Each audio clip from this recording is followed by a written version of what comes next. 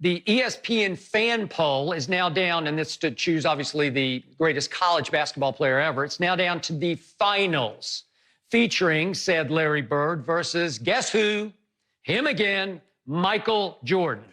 So, Shannon Sharpe, I hate to ask you this question, but if Michael Jordan wins greatest college player, which he probably will, and that's on top of the fact that a whole lot of us out here already believe that Michael Jordan is obviously the greatest NBA player ever, how much would that, on top of that, damage your case that LeBron James is the GOAT? Well, Skip, Michael and LeBron took two different paths. Michael went to college for 3 years. LeBron came straight out of high school. Michael did win a national championship. He jumped into our lexicon basically when he hit that shot over Georgetown in 1982. But Skip, Michael's legacy is the NBA. Nobody, Skip, look, these are millennials voting. Nobody believes Michael Jordan is the greatest college basketball player, but people that never saw some of the other greats play. You and I both know that. How are you the greatest college basketball player ever, and you win one national championship, and you win that championship as the second best player on your own team? James Worthy was National College Player of the Year. James Worthy was the #1 overall pick. Also on that team was Sam Perkins, who, Skip, can you tell people Sam Perkins was a top 5 pick, if I'm not mistaken, right? Michael Jordan, Yep, Sam Perkins, James Worthy, Matt Matt Doherty, who was a good college player, could shoot the basketball. But Skip, look, you and I both know this. People can't, it's hard to separate, because when you think of Michael Jordan, the first thing you think of Jumpman, you think of the shoe, you think of his NBA legacy. Skip, Michael Jordan was a very good college basketball player, but he was not pantheon of historically great. Christian Laettner had a better college career than Michael Jordan. Now, obviously, he didn't have the NBA career, but when you say 4 Final Fours, 2 national championships, 2 most outstanding players, a National College Player of the Year, Skip, he had a greater college career than Mike. Skip, Mike averaged 20 points, I think, his sophomore season. And we get it. The only man that's ever been able to contain Michael Jordan was Dean Smith. His offense was his offense. You played within that offense. We get all of that. But it's hard for me to believe that someone had a better career than one Kareem Abdul-Jabbar when you go 3 national titles, 3 most outstanding players, 3 National Player of the Year, and you lose 2 college games in 3 years. Look, Michael is Michael, but LeBron didn't go to college, so we don't know what he could or would have been. We just know this. He went straight from high school to the NBA, and he's been the best player for over a decade. That's what we do know. Okay. I hear everything you just said, and some of it actually made some sense to me. But the fact remains that ESPN is doing a fan poll, and that it looks like Michael Jordan, in something of a surprise even to me, the biggest Jordan fan, is going to win greatest college player ever. So what's happening here, Shannon Sharpe, is that it's now forcing even me, his biggest fan, the guy who covered him in Chicago as a Chicago Bull, to reconsider his college career, because I never even think about Michael Jordan as a college basketball player. So now I have to think, interesting. So now it's down to Bird versus Jordan. Well, both had 2 years of first-team All-American. No surprise, but even Steven. And yet Larry Bird, as great as he was his last year, which was his senior year at Indiana State, or his 4th year in college, that he went 33-0, but lost, obviously, to Magic Johnson and Gregory Kelser in that classic NCAA final in Salt Lake City, which I covered and we're going to talk about in a few minutes here on Undisputed. But the point is that Larry Bird didn't win a ring, as great as that run was, and I thought it was the greatest underdog run ever, all the way to a finals. I agree. But he didn't win a ring, and it forced me to rethink about the greatest college game I ever covered as far as star power. I was courtside that night in New Orleans, as you brought up, 1982, And I got to watch firsthand, like reach out and touch them almost, this great collection of North Carolina talent versus Georgetown talent. And I'm sure you watched the game, but you pointed out that it was always, obviously, Jordan is a true freshman. And it was Daugherty, who was a really nice college player, as you talked about. James Worthy, Sam Perkins, Jimmy Black was sort of the point guard on that team.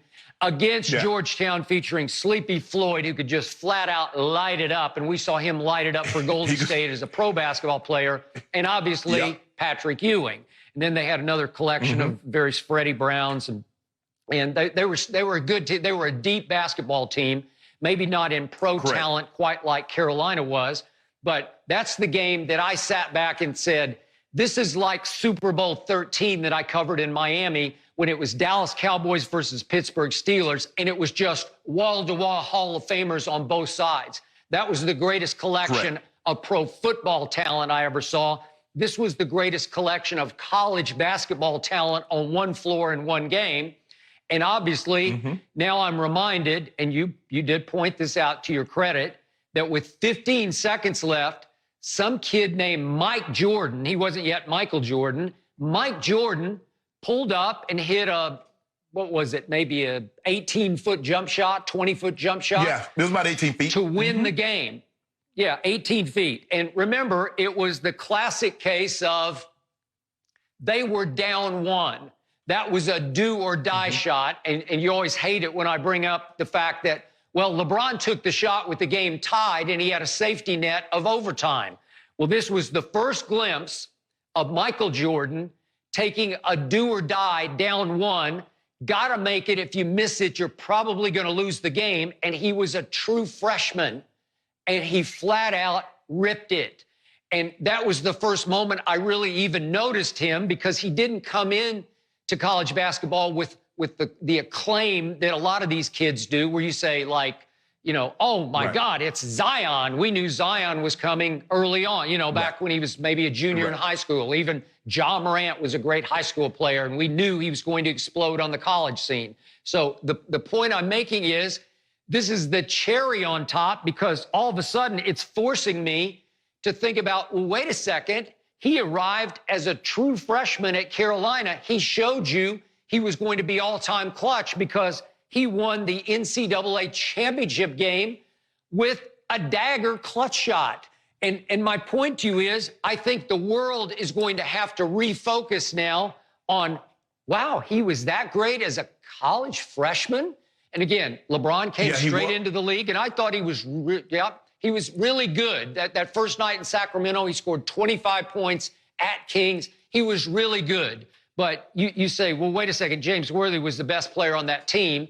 Well, in hindsight, the truth was, I think Mike Jordan was the best player on that team. We just didn't recognize it yet because, to your point, Dean Smith wouldn't let us recognize it. He was the only man who could, to your quotation, who could contain Michael Jordan.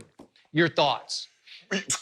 You remember, Skip, the previous year, North Carolina had lost the national championship game to Indiana. If I'm not mistaken, Skip, that was also, they ended up playing that game.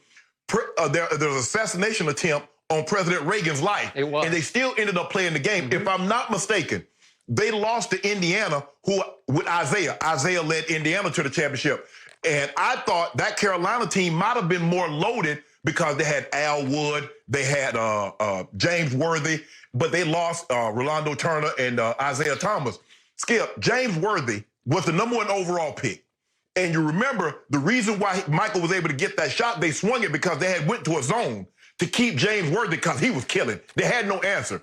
You know, James Worthy for the longest time had the quickest first step in all the NBA. One step, he's to the basket, laying it up. They could do nothing with him. So what Coach Thompson decided to do, let's go to a zone. We're going to make someone else beat us other than James Worthy, the National College Player of the Year. They did a great job of swinging the ball. Mike rose up. But if you remember, Skip, Georgetown still had an opportunity to win the game.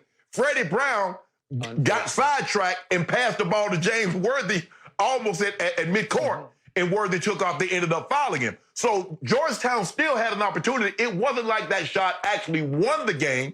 Now, in hindsight, Skip, you know, it put them ahead, and they never relinquished the lead. But Georgetown had an opportunity. Fred Brown got sidetracked. He passed the ball, and we know what happened, Skip. But all that being said, Skip, you and I both know Michael Jordan did not have the greatest college career of the players that we're talking. Skip, look, that's not to take away from his NBA legacy. That's not to take away from that shot that he hit or him winning National Player of the Year. But you know that's not the case. Okay, I'm going to go back to your first points. I was there that night in Philadelphia when they decided to go ahead and play after the Reagan assassination attempt, to your point, in Indiana, and Isaiah Thomas beat Carolina. So I got you on that. Mm-hmm. And as I just told you, I was there that night in New Orleans when at the end of the game, Fred Brown just went blind. He just went deer in headlights, and he lost it and just passed sideways to, for a moment, what he thought was his teammate, and it was to James Worthy, who then goes down and misses both free throws that kept the game still within a point. But again, it's the first indication that Jordan's career was so blessed, because all that anybody ever remembers now, like if Fred Brown makes a correct pass and let's say Sleepy Floyd nails a jumper at the buzzer to win the game, well, then we don't remember that some kid named Mike Jordan, a freshman, won the game. Right. Well, he was blessed because Fred Brown helped bless him with a cursed pass that lives in Georgetown infamy, obviously. So the point is that, to your point, why didn't Michael Jordan have the greatest college career? Well, I got to tell you, as great as Dean Smith was, it was Dean's fault, because he forced Michael to play within a system that cost them national championships. Because I look at what happened and I say, wait a second, when Michael was a freshman, Mike Jordan, he was allowed to take 11 shots a game, pretty paltry. Mm-hmm. Then his second year as a sophomore, he took 15 shots a game. Not many. Right. And his last year, he was still allowed to take only 15 shots a game. Well, okay, so he averaged 14 as a freshman, then 20, then 20. Well, was that Michael Jordan's fault or was that Dean Smith's fault? Because I got to tell you, it's so bad that a lot of people didn't see Michael Jordan coming out of college, which is why he fell to what? The third overall pick. Third pick, right. Nobody could have foretold he would be this good. Now, we know he could elevate. We knew he could shoot. Skip, you were talking about he developed that mid-range shot. That 18-footer told you he always had that in his repertoire. What he did is that he perfected it. It was almost It was unguardable. And when he pull up with that shot, you know, you just start running back down the court, take the ball out, and run back down the court because you got to get, you know, they were getting on defense and you get ready to set your offense because that was a money shot. Okay, so look what happened to Jordan. In his sophomore year, they got eliminated by Georgia in the regional final. That's a crime. And to me, that's on Dean Smith. Then in his last year at Carolina, his junior year, they lost to Indiana in the Sweet 16. Not a crime. It's Bobby Knight and company, but still, Bobby Knight was the guy who told Portland, you better take this Michael Jordan. And the answer back was, we need a center, Sam Bowie, of course. And Knight's classic reply was, why don't you play Jordan at center then? If you need a center, because you better take this guy. So he saw up close and personal just how dangerous this guy was. So to me, Shannon, in the end, it looks like his airness was also his goatness in college basketball, according to a lot of voters on ESPN.com. Yeah. And you're going to have to live with that. And Skip, you remember the last time we let a lot of people vote in a large number? You remember what happened? We're not going to go there, but you know what happened. But here's the thing, Skip. It's funny how Dean Smith didn't slow big game James Worthy, because he was well over 20. Skip, let me put it to you like this. You remember the Miracle on Ice. Had they beat the Soviets and lost, I think they lost to Finland in the gold medal round, that would have been all for naught. It's the same thing with Jordan's shot. Had he made that shot and then Freddie Brown not do what he done, it would have been all for naught. So we think that, and everybody, the way they put the Miracle on Ice, Skip, we think that was the gold medal game, but it actually wasn't. We think Michael Jordan's shot ended the game. There was no more play after that. Everybody stormed the court. It wasn't. It was still like, what, 15? If I'm not mistaken, Skip, I think it was like 15 seconds still left on the clock. There's 15 seconds left. And to your point about Miracle on Ice, yet another game I covered. I was at Lake Placid for the 1980 Winter Olympics. Maybe I'm dating myself here, but the point was that was a Friday night game. It was tape delayed because, as I found out in the afternoon, nobody cared about it because, remember, the Soviet hockey team had crushed us in an exhibition at Madison Square Garden. I think it was like 10-2 or 12-2. Yeah, 10-0. Yeah, it was such a wipeout that I wasn't even sure I wanted to cover the Friday night game, U.S. versus Russia. And I went to the press liaison who gave us the press tickets for each event. This is like 3 o'clock in the afternoon. And I said, this guy named Mike Moran, legendary. And I said, Mike, do you have any more tickets left for the hockey game tonight? He said, do I have any left? He said, I got tons left. Nobody wants to go. So I got to sit in the first row of that tiny little arena there in Lake Placid, downtown Lake Placid, if there is such a thing as downtown. And you know the rest of the story. So I had the story. Some of my rival competitors I was in Dallas, the other paper, they went home early because they thought the Olympics were basically over by then. So did I, for all purposes at that point. And yet, to your point, I wrote it to death that night, and then we all had to realize, wait a second, Sunday is the gold medal game because that felt like the gold medal game. So on Sunday, they had to beat Finland, which they did to cap it off.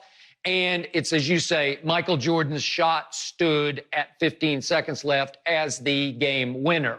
So are you, I'm going to ask you one more time, are you ready to give it up now to me on national TV here on Undisputed that Michael Jordan is clearly the GOAT? How can you say a guy is better at college if one guy doesn't even go to college? It's two separate things. College player and NBA player. We have to judge them on if both play. Skip, if you know what, you always try to do this. You can't say, now, had LeBron gone to college and his college career was what it was. Okay, now we have a fair comparison. But how are you going to say a guy that didn't go to college had a worse college career than someone that did go to college? He didn't go to college. We don't know what he could have been. Who knows? He might have been Kareem. I'm thinking that he might have would be. No, he wouldn't. He'd have been one and done like Melo. Melo won the national championship and bounced. And that's what happened with LeBron. LeBron was going to play 1 year college ball. Like he said, if he had gone to college, he and his mom weren't going to be poor anymore. Somebody was going to have to pay for him to go to school for 1 year. And since nobody was going to do that, Skip, he said, I'm going to the NBA to get my money now. Okay, so maybe LeBron avoided the possibility that he would have gone to, let's say, play for Coach K at Duke, and maybe he would have missed the tying shot at the buzzer. Oh, that's right, Ohio State. Let's say he goes to Ohio State, and he misses the tying shot at the buzzer to win the national championship game. That would have hurt his resume even more. So maybe it was a good thing that he slid right on into pro basketball, where for the first couple of years, he didn't exactly take over the league. He was very good, but he wasn't dominating his first 2 years. Well, he wasn't. Can I ask you a question? Can I ask you a question, Skip? Did they allow high school players to go straight to the NBA? Because if I'm not mistaken, Moses Malone, who's a 3-time league MVP, went straight from high school to the NBA. If I'm not mistaken, Daryl Dawkins also did that. You know who else did that? I think, if I'm not mistaken, Bill Willoughby did it before the last gap, because there was a big gap between the last high school player going straight to the NBA and when Shawn Kemp did it. I think Shawn Kemp did it in 1990. If I'm not mistaken, I could be wrong. My year might be off a year or two, but I think there was a big gap, like a 14-year gap between the last guy going straight to the NBA from high school and then Shawn Kemp doing it. So Michael Jordan really could have done that, right? If he's that guy. That's what you're telling me. That's what you're telling me, right? He that guy. Oh, wait. Are you saying he's not that guy? Are you saying he was afraid of pro basketball? See, there you go. You always try to twist my word.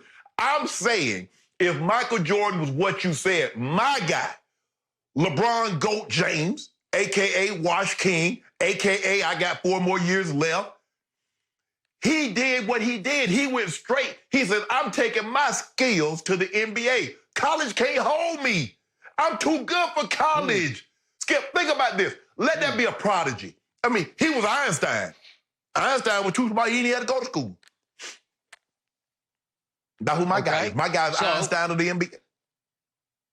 My guy loved his alma mater so deeply, so Carolina Bluely, that he said, I'm going to try to stay here and overcome Dean Smith and try to win them another national championship. And Dean Smith was just too good for Michael Jordan because, as you say, that's the only man who could ever contain him in college or pro basketball. And I admire him for staying for 3 years and at least trying. So, and I'm going to cap this off, Shannon, by saying that ESPN also has announced that their documentary on Michael Jordan called The Last Dance, they've now sped it up. They're going to air it now in April instead of June because obviously sports fans are stuck at home and want more sports content on television, and I can't wait to watch The Last Dance. Thank you for watching. You can subscribe here to get the latest from the show, and be sure to check out more of the best clips from Undisputed, or go watch a few other segments from our other shows on FS1.